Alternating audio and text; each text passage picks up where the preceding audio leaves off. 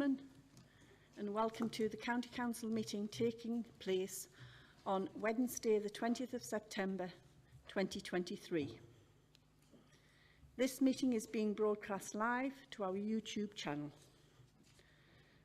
Before we commence with today's formal business, could I ask that everyone in the chamber to switch off or make silent their mobile phones, please?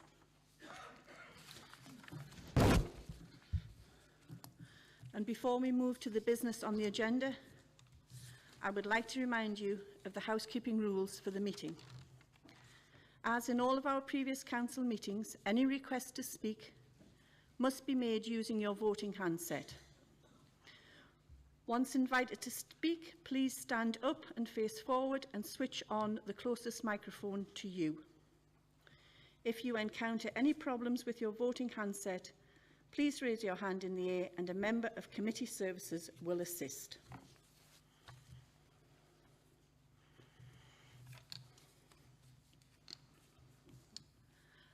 I would like to extend a warm welcome to the members of the public attending the meeting.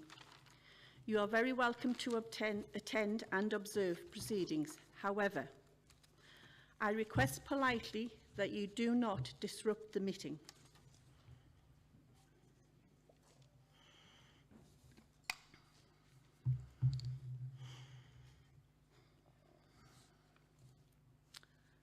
Colleagues, everyone was deeply shocked and saddened to learn of the passing of Councillor Leanne Kennedy over the course of the weekend.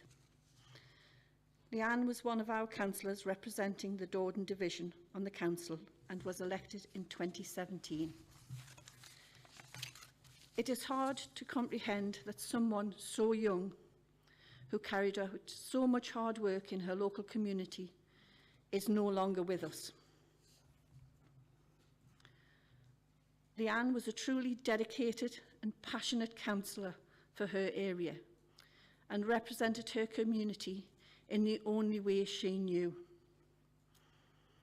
She was bright and bubbly and approached everything with an abundance of enthusiasm, of wanting to do her very best for the many people and groups and community organisations she was involved with. Leanne was an inspiration to many and spent countless hours fundraising and supporting local facilities in her area. She was a huge advocate and support for young children and young people and was integral to the delivering and improving of youth provision in Dordon. Leanne leaves a young family behind, which makes today's announcement even more tragic. I know you will join with me in sending our heartfelt sympathies to Leanne's family, her friends and her colleagues at this terribly sad time. I would now like to invite some of the group leaders to say a few words.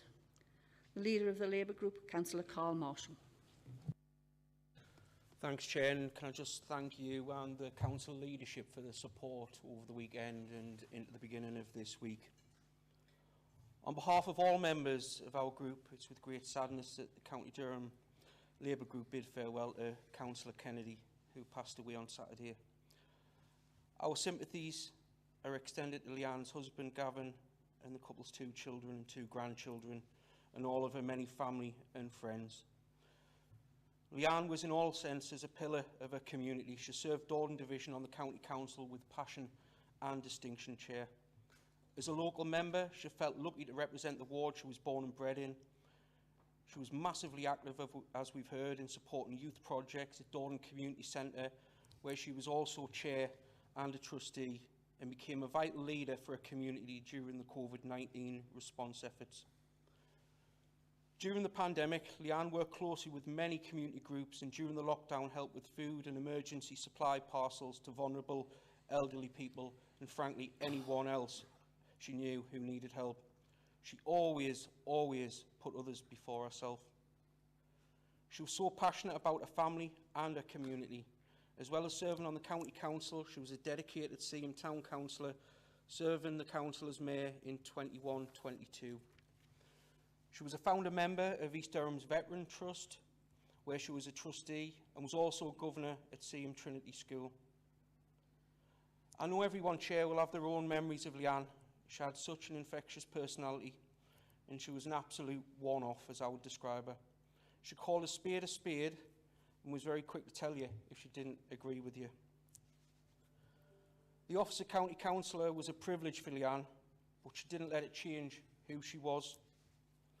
Many times when I was taking the mick out of her, she'd tell me to shut my mouth or threaten to drop kick us in the face.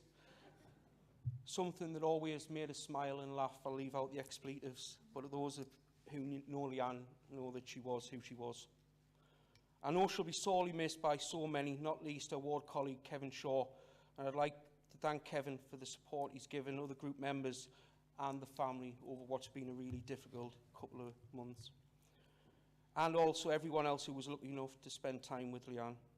We've lost a great human being, Chair, a dedicated public servant, a passionate community advocate, and most of all, a treasured friend. Our heartfelt sympathies are extended to Leanne's family, friends and colleagues at this sad time. Thank you. Thank you, Councillor Marshall. Councillor Richard Bell. Thank you, Chair. It's always sad to lose a member of this family of county councillors, but particularly one so young as Leanne, who had such a promising future ahead of her and so much yet to do and yet to give. Councillor Marshall has explained what she did in her home areas of Dordon and Seaham. She was rooted in those areas, she was very highly regarded, a great councillor, and all I can say on behalf of my group is that our thoughts are very much with her family at this very sad and difficult time. Thank you, Chair. Thank you, Councillor Bell. Councillor Amanda Hopgood. Thank you, Chair. Not to go over what everyone else has said, on behalf of our group, I'd like to pass on our sincere condolences and thoughts to Leanne's family and friends, to her ward colleague, Councillor Shaw. She will be missed, and my memory of Leanne will be that you never saw her in this building without a smile on her face, and that smile will be greatly missed by everyone in this room. Thank you, Chair. Thank you, Councillor. Councillor Alan Shield. Thank you, Chair. It's with heartfelt condolences that we acknowledge the passing of such a young person, and it's so desperately hard. It was recognised that she was a dedicated councillor.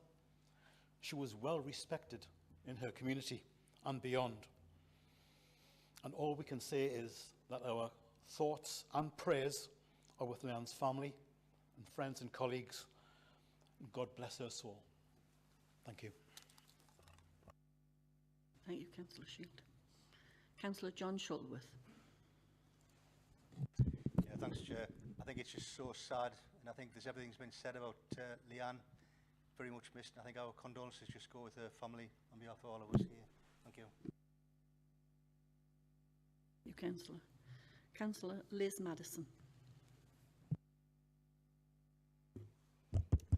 Thank you, Chair, for the opportunity to speak. We were all saddened to learn of the sudden passing of Leanne, who had so much of life to enjoy and to be able to continue her good work in the community. On behalf of Spennymoor and Tudor Independent Group, we would like to offer our sincere condolences to Leanne's family and friends at this very sad time. Rest in peace, Leanne. Thank you, Councillor. Councillor Paul Sexton. Thank you, Chair. A lot's already been said, and it's at times like this, everything else is put into perspective, I guess. We would like to extend our deepest condolences to Leanne's family, friends and colleagues in this very sad time. Thank you, Chair. Thank you.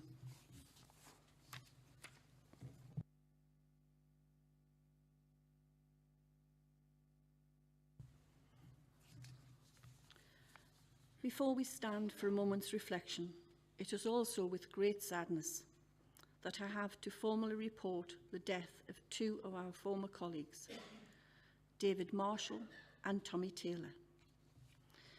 David served as a county councillor from 2001 to 2013, and he also served on the former Chesley Street Urban District Council and Stanley Town Council. Tommy served as a county councillor for 2 terms, from 1977 to 1985, and again from 2008 to 2013. He has also served as a Wear Valley District Councillor between 2003 and 2009. Both David and Tommy were made honorary aldermen in 2013.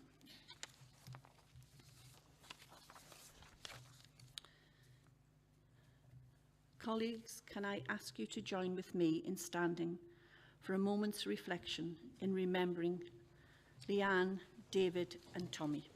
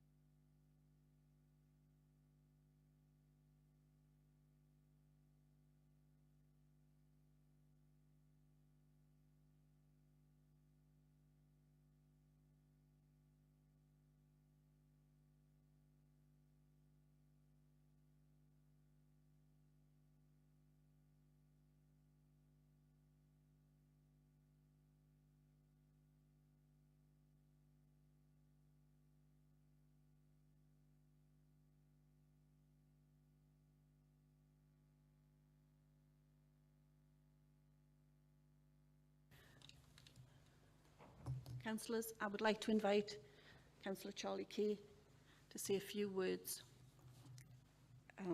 about Tommy. Thank you.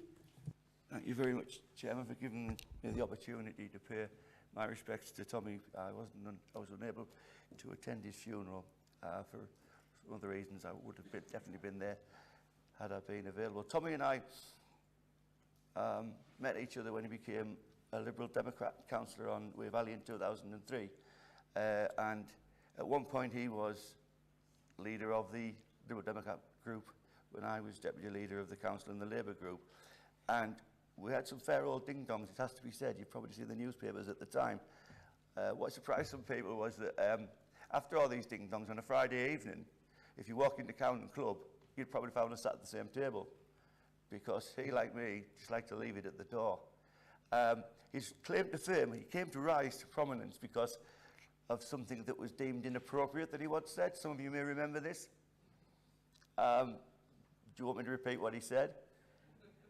He described 3 of our officers as cracking bits of stuff. Right, that was, the PC police got onto myself and Neil Stonehouse, said, you need to deal with this. What do you mean we need to deal with it? Get him to unsay it, you know, or get him to repeat it? No, don't get him to repeat it. So I was lukewarm on the idea of reporting him to standards, to be totally honest, but it happened. This had 2 consequences. The first one being that he became a cult hero in Coundon as a, you know, a vanguard against political correctness, and it ensured that his 2009 election to Durham County Council was an absolute landslide. That's not to say that he wasn't worthy of receiving either of those accolades from the public, because he was he was a damn fine councillor, was Tommy Taylor. And more than that, he was a damn fine man too. And I was pleased that he used to regard me as a friend, as well as obviously a political adversary, but as a friend too. You can be friends outside the chamber. It doesn't have to be hostile all the time. I think he and I proved that. And I'll miss him, not so much from here, because I never actually worked in here with him, but I'll miss him from Coundon, because although he wasn't an Indigenous Counter, he was one of us. So good night, Tommy.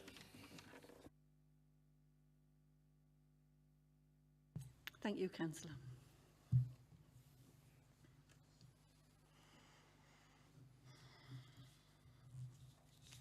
We move on to the item 1, the minutes of the meeting. Can I have a mover? Chair, can I move the minutes?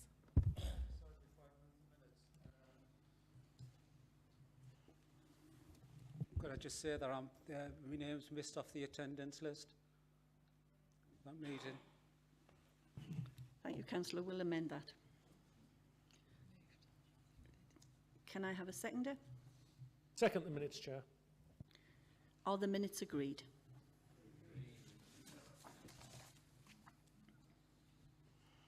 We move on to item 2, declarations of interest. Does any member wish to declare an interest in relation to any item of business on the agenda?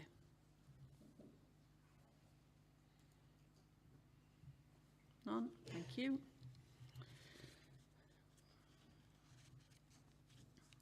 Item 3, the Chair's announcements. Members, can I ask that everyone is respectful to each other during the meeting? Robust debate is part of our democratic process, but I would ask members to respect the views of others and not to point fingers during debate. I would also remind members that it is not appropriate to shout at other councillors across the floor during the debate. We have microphones which allow everyone to be heard, so please use them when speaking. Where points of orders are raised once a ruling has been made on advice of the Head of Legal and Democratic Services, it will not be revisited.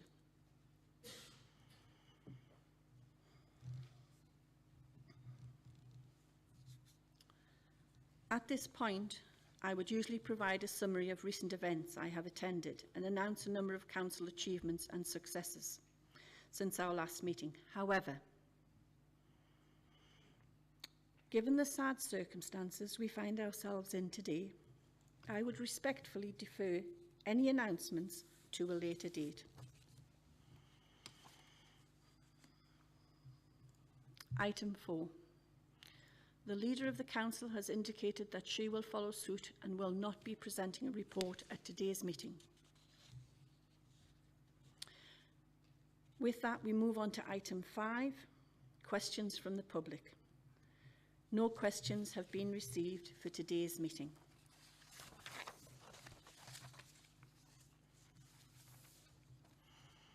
We move on to item 6, petitions. No petitions have been received for today's meeting. Item 7, report from the Cabinet. Can I ask the Leader of the Council to present the report? Chair, present the report as tabled in the papers. Thank you. No questions have been received in respect of the report. Can I ask the Council to note the report? Thank you. We move on to item 8, review of the Hackney Carriage and Private Hire Licensing Policy. Can I ask the Corporate Director of Neighbourhoods and Climate Change to present the report? I hand over.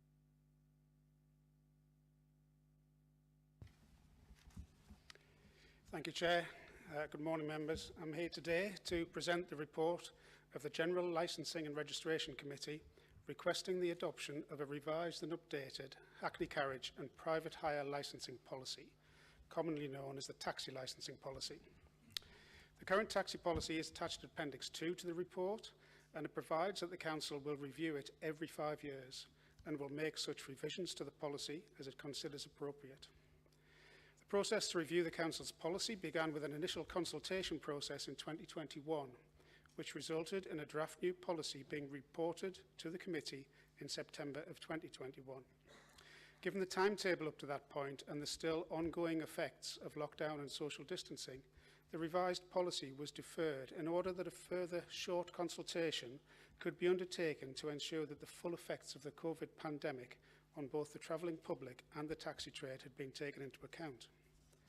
The results of this consultation were presented to the committee in November of 2022, where members agreed a revised version of the policy for recommendation to Council. The revised version of the policy came to Council in December of 2022, where it was agreed that the report would be deferred to allow time for the Cabinet portfolio holder to consult further with representatives of the trade.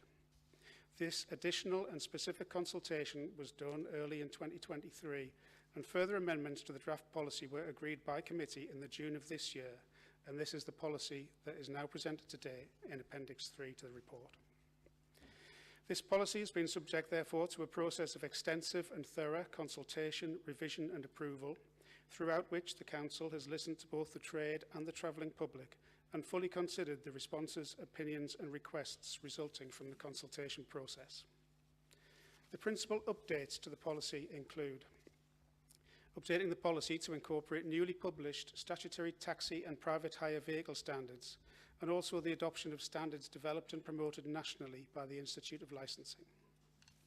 The introduction of disability awareness training and subsequent refresher training, along with existing safeguarding awareness training, including child sexual exploitation awareness. Changes to officer delegations to enable immediate revocation of hackney carriage and private hire driver licences in urgent situations by senior officers subject to specific criteria and control measures. The incorporation of intelligence-led and random drug and alcohol testing and the introduction of driver improvement schemes. Alongside these, the most recent review by the committee agreed to extend the timetables for the phasing out of older, more polluting vehicles, allowing the trade more time to renew their older vehicles, having taken into consideration economic factors, including COVID and price inflation. The policy put forward today recommends that new applications for all vehicle licences will only be accepted for vehicles manufactured to the emissions standard of Euro 6 or higher, and that renewal applications will no longer be accepted for vehicles meeting Euro 4 or lower after the 1st of April 2024, and for vehicles meeting Euro 5 or lower after the 1st of April 2026. In addition, as the committee wished to avoid potentially disproportionately affecting wheelchair-accessible vehicles, it was agreed that this type of vehicle should be exempt from the general emission control conditions. The revised policy previously allowed for the removal of locality testing requirements for private hire drivers, and at the most recent meeting of the committee, it was agreed that this would also extend to hackney carriage drivers, although knowledge testing requirements will still be there, along with a wide range of suitability tests which are set out in Appendix 3 of the policy document.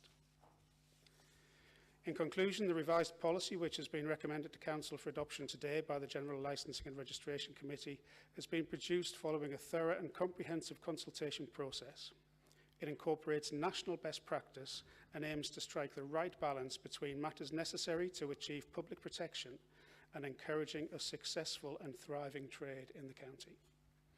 It will provide members with the confidence that only fit and proper people and suitable vehicles are licensed, which is our legal duty. The policy has been subject to an initial equality impact screening assessment, which has taken into consideration the current taxi policy and the proposed revisions to the policy as agreed by the committee. The current policy remains in place until a new one is adopted.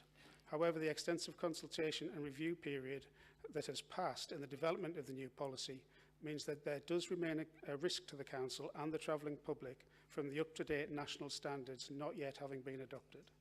This risk will be addressed once the new policy is in place. The final policy is presented in full in Appendix 3, and the recommendations in paragraph 6 of the report are to agree to adopt the policy and the new delegations. Thank you. Can I have a mover on the report? Thank you, Chair. Councillor Cathy Hunt.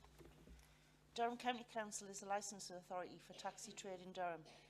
We have a responsibility to ensure the safety and suitability of taxi drivers, licensed vehicles and taxi operators that we used by those who live and work in this county. To achieve this, the Council has a taxi licensing policy that sets out the standards that is required to expects from applicants and licence holders. The current policy was adopted in 2016 and amended in 2018.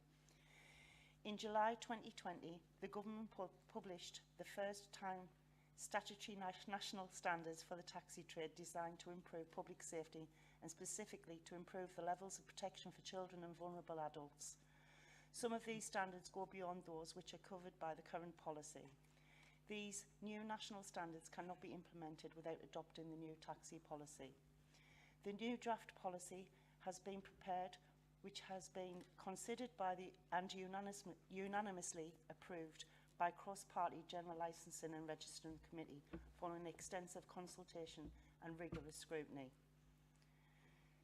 In addition to the policy as tabled, I am happy to welcome further amendments which I believe would be shown on screen, but namely, excuse me, we propose to change the Euro 4 to 2025 rather than 2024.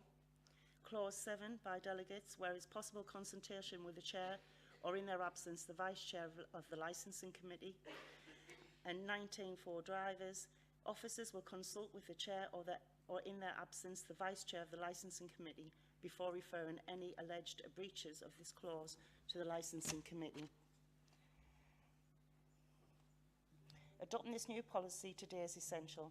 If it is not adopted today, County Council's taxi licensing policy will not be meeting the national standards that are designed to protect the general public. Members can be reassured that once the adopted policy will remain under review, the policy will remain under review, and if anything in it leads to unintended or unexpected negative consequences, the policy can and will be re-examined and amended if necessary.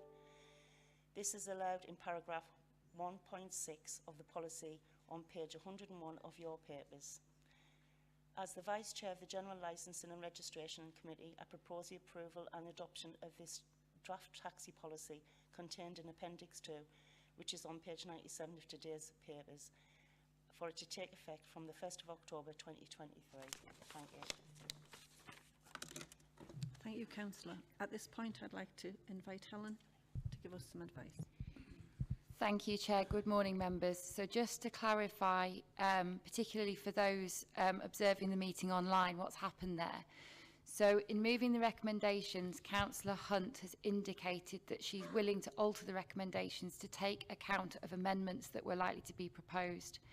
And so indicated, that those proposed amendments are accepted.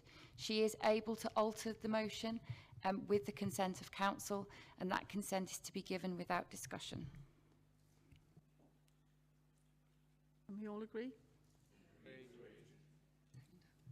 Thank you. Can I have a seconder? Councillor Shuttleworth. Thanks, Chairman. I'm seconding this to include the amendments, and as a licence authority, we have an obligation to the general public to ensure that taxi trade is both safe and suitable. Adopting this proposal, the proposed new policy today is essential to meet this obligation.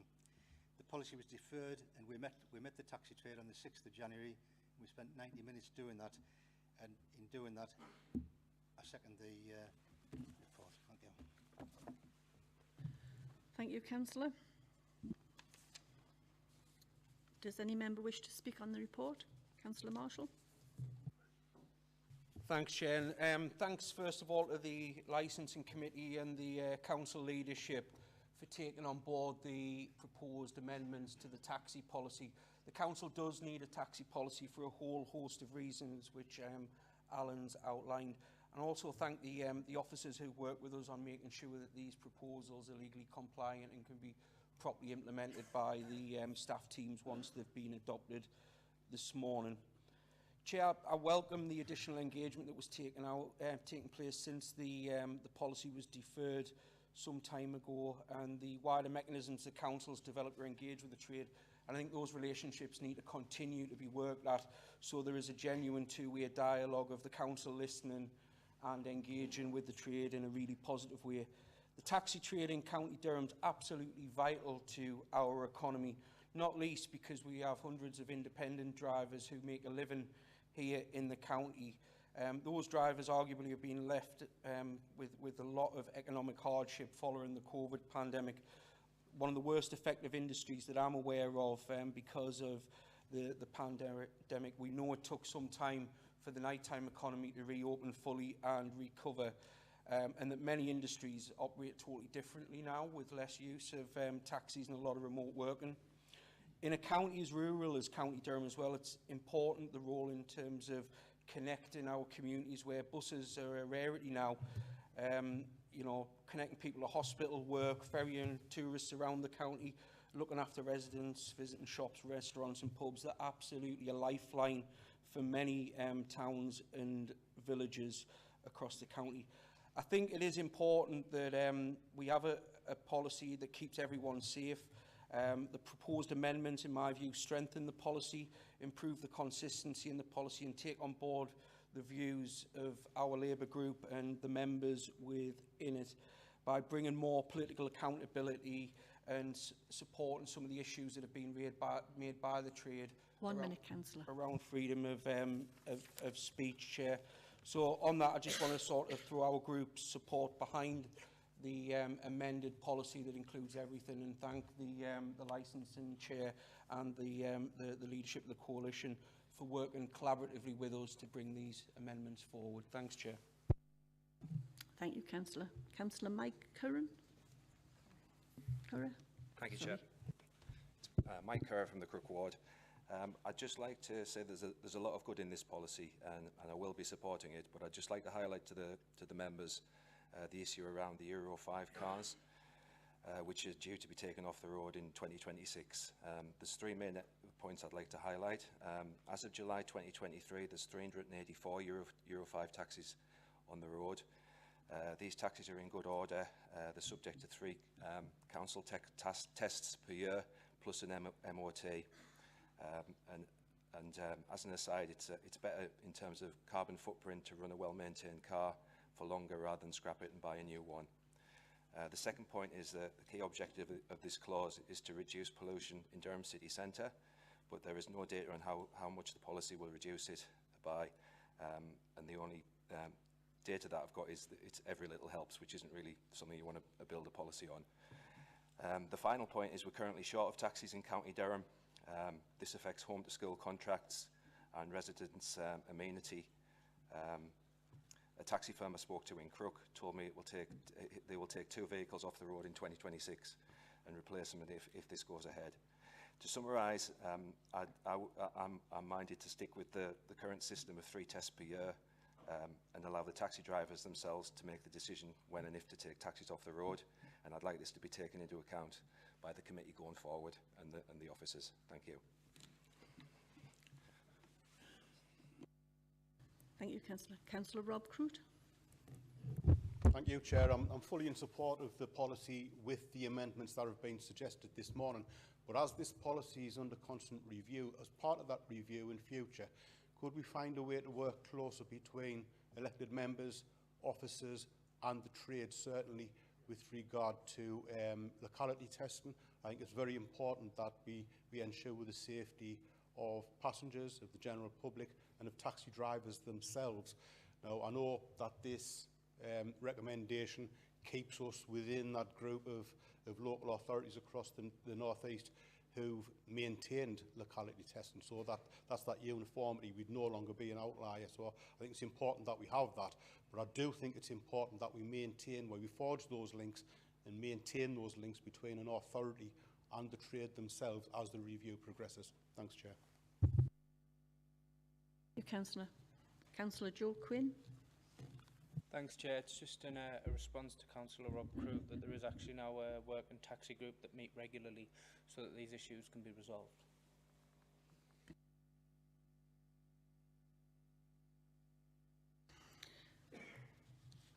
There is no one else registered. Councillor Hunt, you have the right to reply. I think everything that's been said is what needed to be said has been said. Thank you, Chair. Thank you.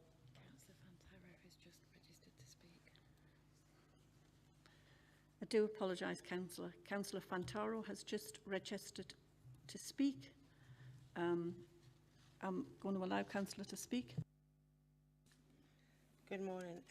One of the things I would like to raise, and I understand things have to change and we have to look after and for the welfare of the public, but as it stands, a driver getting 7 points on the DVLA licence will not be able to hold a taxi badge for 9 years. Now, I don't know where the 9 years comes from, but however, if some people have spent in excess of £40,000 on vehicles and they're going to lose their livelihood for 9 years, I don't think that this is in sort of fitting with what's offered in other areas. In other areas, taxi drivers getting 7 points are invited for a driving assessment, and taxi drivers getting over 9 points are invited to a subcommittee to discuss how they got the points, and their licences then left with them or taken from them based on merit. And I really think we need to look at this, because 9 years is a long time because I know myself, you can get 6 points in one day if you don't know there's changes on a road or a speed camera. So 9 years of revoking a licence is such a long time. Thank you. Ask Alan if he wants to respond to that. Thank you, Councillor. Would you like to respond to that, Alan? Yeah, I think, Councillor, I think that's one of a number of suggestions that I've made a note of here that I think would be part of future committee discussions as the policy is reviewed going forward. Thank you.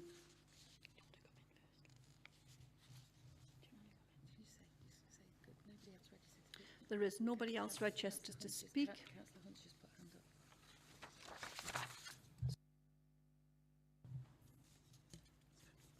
Thank you, Chair. Just on the right reply there, I agree with what Councillor Fontaro has said, and I think the amendment that says that things will go back to, go back to the chair or vice chair of licensing before any decisions were made will cover that, as well as the taxi working groups.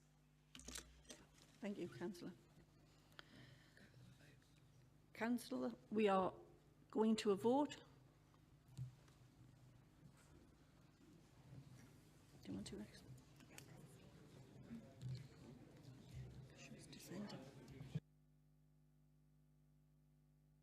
Given that we haven't had any objections, sorry, could we just go to agree?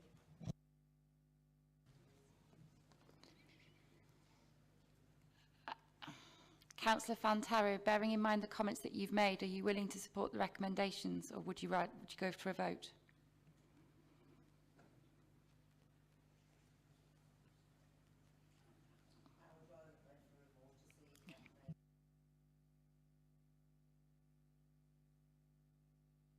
So we'll move to the vote.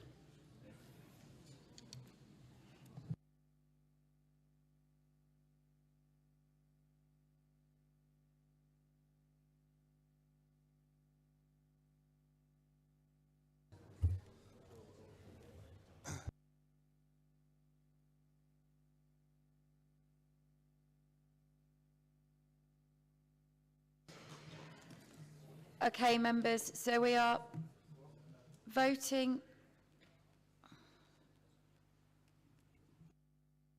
Sorry, Chair, it's just to check whether I'd be allowed to vote just because I've just joined the meeting, so I haven't been in for the discussion, that was all.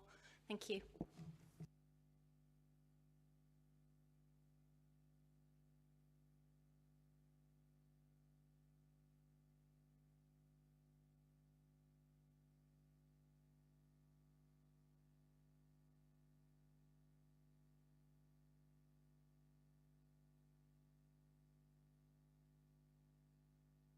Bear with me, members, I'm just trying to find the procedure rule.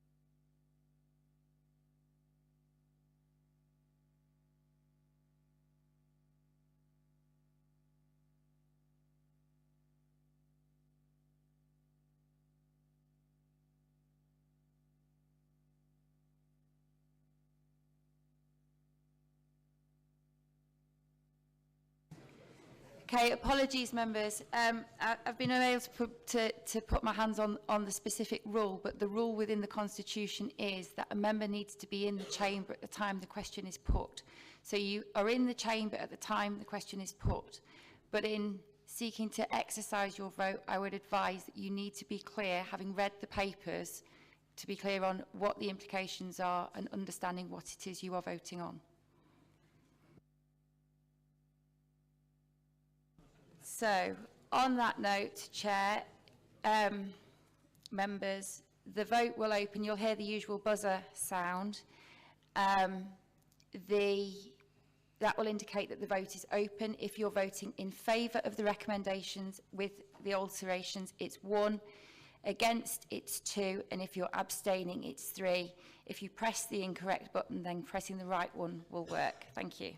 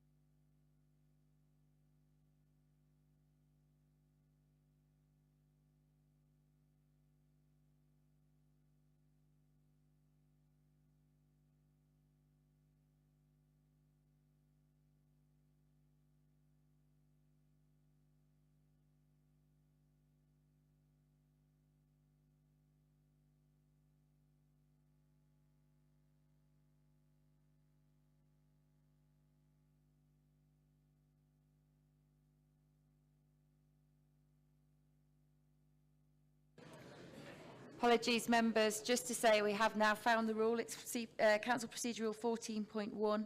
Unless this constitution provides otherwise, any matter will be decided by a simple majority of those members voting and present in the room at the time the question is put. I knew it was there. Thank you. We're going to close the vote.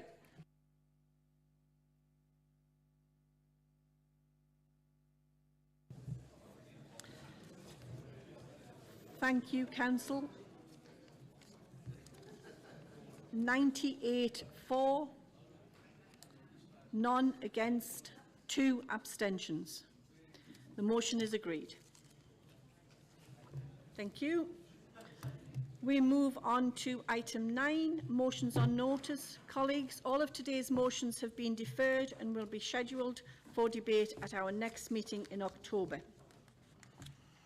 Item 10, questions from members. There are no questions for today's meeting. That concludes today's meeting for the Council. I would like to thank everyone for taking part and to those members of the public and media who have watched this meeting. Thank you.